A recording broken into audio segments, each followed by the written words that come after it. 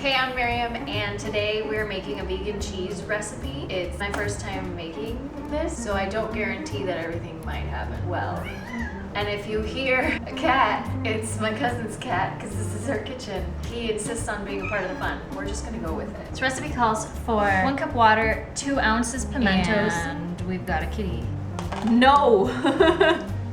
Seriously, dude? You're in the shot, dude. A 1/4 cup nutritional yeast, 1/2 cup cashews, and I'm gonna rinse them before I add them just to get rid of some of the added salt.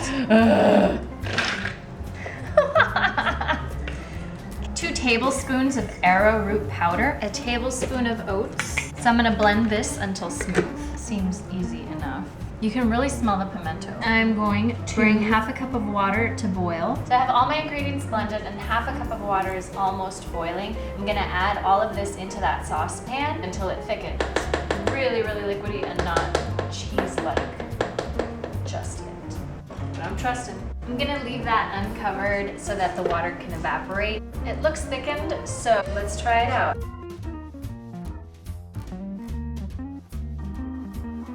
Last thing left is to give it a try. I'm kind of nervous. Mostly because Sputnik was not at all as helpful as I thought he was going to be. Cheers. It's pretty good, I will admit. It's totally good with chips. Let's try the baked potato.